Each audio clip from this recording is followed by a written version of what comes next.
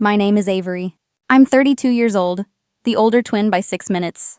I've spent my entire life learning how to be invisible next to my brother, Connor. But nothing prepared me for what happened that night. It was his engagement party. Laughter filled the room. Glasses clinking like celebration could drown the truth. Then my father stood, beaming with pride, holding an envelope in his hand. He called Connor forward. Inside the envelope was a deed. Not just any deed, my deed. The apartment I saved, repaired, rebuilt with every dollar I had. The one they'd promised would someday be mine. Applause erupted like thunder. I stood frozen, a half-empty glass trembling in my hand. And in that moment, I finally understood. In my family, love was conditional, and I had finally failed the test. Tonight, the invisible twin disappears, for good. Growing up with Connor was like living beside the sun. He got warmth. I got the shadow. When he brought home a B-, my parents threw a celebration dinner. When I made the honor roll, they said, "That's nice, Avery," and turned back to him. The message was clear before I could spell my own name. Connor mattered. I was extra. By 27, I'd built a quiet, decent life, a small marketing job, a long commute, and a fragile hope that someday my parents would finally see me. That's when Mom smiled over dinner and said, "We've been thinking, you could live in Grandma's old apartment." Her voice dripped with practiced generosity. "We'll only charge you 3/4 of the market rate." I forced a smile. It sounded like help, but felt like a test. Still, I said yes, because in my family, scraps of affection were treated like miracles. The first time I stepped inside, I almost cried. The floor sagged like a warning. The walls were stained yellow. The air smelled of rot. The kitchen hummed with dying appliances from another century. It wasn't a home. It was a grave someone forgot to bury. But I took it. I painted those walls myself. I tore up the carpet until my palms blistered. I scrubbed mold off tiles until I couldn't breathe. I slept on the floor some nights, too tired to stand. I learned which pipes leaked, which outlets sparked. Each bruise, each cut whispered, "Maybe they'll notice you now." And for a while, I believed they might. I believed effort could equal love, because when you grow up starving, even crumbs feel like a feast. They called it generosity. I called it training for survival. For the first time in my life, I felt steady. The apartment might have been falling apart, but inside those cracked walls, I could finally breathe. It was the only space that didn't echo with Connor's name. Every paycheck, I set aside a little more. Paint, tools, new fixtures. The kind of things my parents never noticed, but I cared about deeply. I worked late, came home to peeling walls and humming pipes, and turned exhaustion into progress. One weekend, I replaced every outlet myself. The electrician who inspected them later said, "You just saved this place from burning down." I smiled, not out of pride, but relief. Because for once, saving something actually mattered. My parents visited sometimes. They'd look around, nodding as if inspecting a project, not a home. "You're really fixing this place up nice," Mom said, her hand sliding along the freshly painted wall. "It's going to be worth so much more when you're done." That line, "when you're done," stuck in my chest. I wondered if they even realized what that sounded like. Dad called it checking on his investment.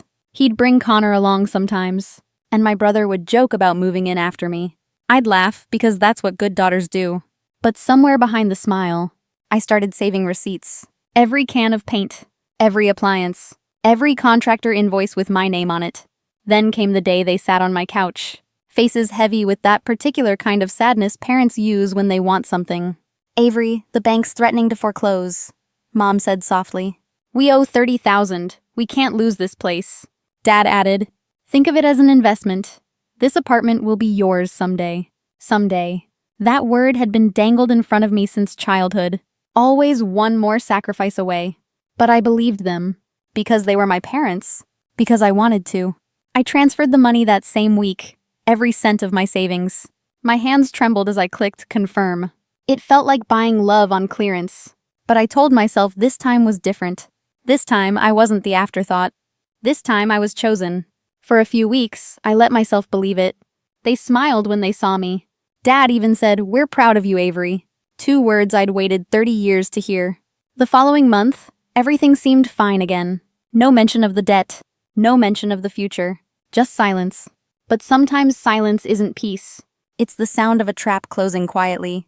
I kept every receipt. I just hadn't used them yet. 2 weeks later, Connor called me at work, his voice bubbling with joy. Claire and I are getting engaged. You're coming to the party, right? I smiled into the phone. Of course I would. Despite everything, he was still my brother.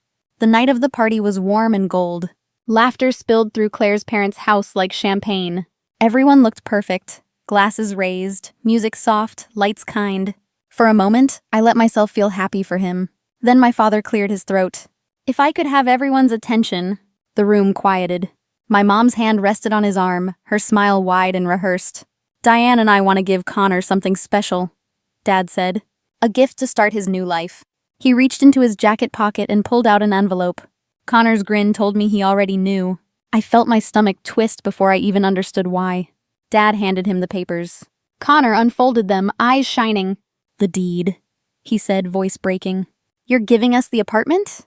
My father nodded proudly. It's time, son. You've earned it. Applause erupted like thunder. The sound hit me like a wave, glass clinking, laughter blooming. Someone shouted, "That's incredible!" My mom beamed. Claire's parents hugged her, and I stood frozen, half glass, half ghost. My apartment.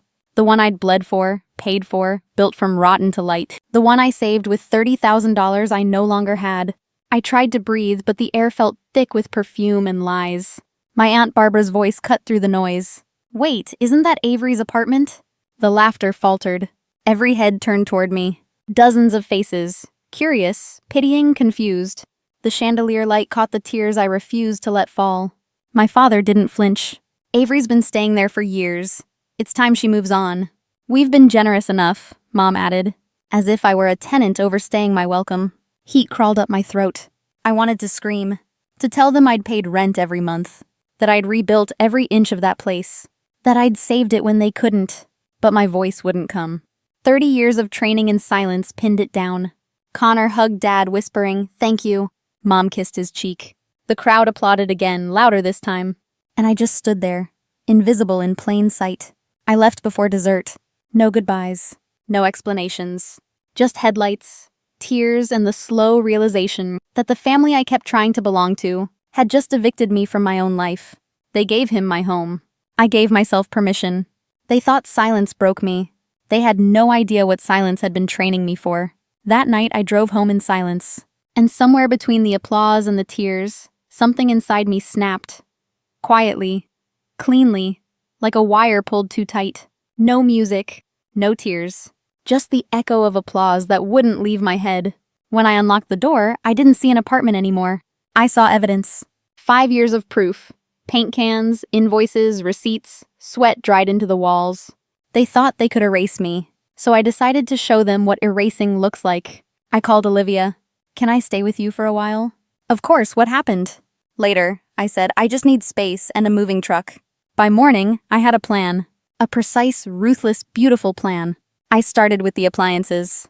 Every dishwasher cycle, every refrigerator hum, I'd bought them all. I called the service company. "Disconnect everything. Take it all." The man hesitated. "Ma'am, that'll leave the place empty." "That's exactly the point." They arrived at 9.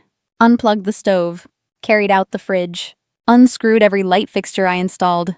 The sound of drills was music. It was the sound of taking my power back. Next came the floors.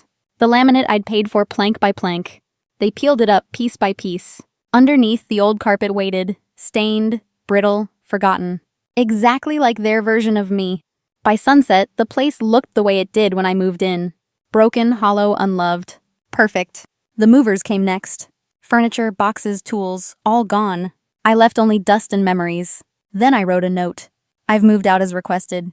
The apartment is yours now." I sealed the keys inside and sent it by courier. The next morning, my phone exploded. Calls, texts, voicemails full of rage. "You destroyed the apartment. You're petty, vindictive. We'll call the police." I answered once. "Go ahead. Tell them I took what I bought. And tell them about the 30,000 you stole." Silence. Then I hung up. But I wasn't finished. There was still one debt left to collect. 3 years ago, I'd loaned them my blue Honda Civic. Still registered under my name. Still insured by me. I called a tow company. "Pick it up from this address, plate KM 2000. An hour later, the driver texted me a photo. The car was mine again. Mom called one last time. "You can't do this to us." "I already did," I said. "You taught me how." That night I sold the car. $12,000 in my account. Not payback, just balance. And for the first time in my life, I didn't feel guilty for taking what was mine. They stole my home. So I stole back my freedom. Revenge didn't fix the past, but it finally made space for a future I could live in. 3 weeks later, my phone rang again. Not anger this time, just the quiet after the storm. But this time, it wasn't my family. It was Claire. "Can we talk?" she asked. We met at a quiet coffee shop downtown. Her eyes were red, her smile small. "Your parents told me what happened," she said. "They said you ruined everything." I didn't respond. She took a deep breath. Then I found out the truth. She knew about the money, the renovations, the eviction, all of it. "I can't marry into that," she whispered. "Connor called you jealous, but all I see is strength." I didn't gloat. I just nodded. For the first time, someone saw me clearly. Not the forgotten twin, not the backup daughter, just Avery. A month later, the wedding was off. My Aunt Barbara said my parents were furious, spitting my name like it was a curse. I smiled. Let them. I was living in Ryan's empty house by then. No rent, no guilt, no ghosts. I filled it with the same hands that once rebuilt a broken apartment. But this time, I was building a life. Each morning felt lighter. Each silence felt earned. I bought flowers for the kitchen table, cooked breakfast just for myself, laughed at my own jokes. I stopped waiting for someone to notice I existed. Because I did. Sometimes I missed the idea of family. But then I remembered how it felt to beg for love that came with conditions. Now I don't beg. I choose. I choose peace. I choose boundaries. I choose me. And if anyone calls that selfish, they've never known what it's like to survive being invisible. I didn't lose a family. I lost my jailers. And finally, I'm free. Wherever you're watching from, morning coffee or late night quiet, I'd like to hear your story in the comments. And if this one stayed with you, subscribe to join a community that believes strength isn't silence. It's knowing when to speak.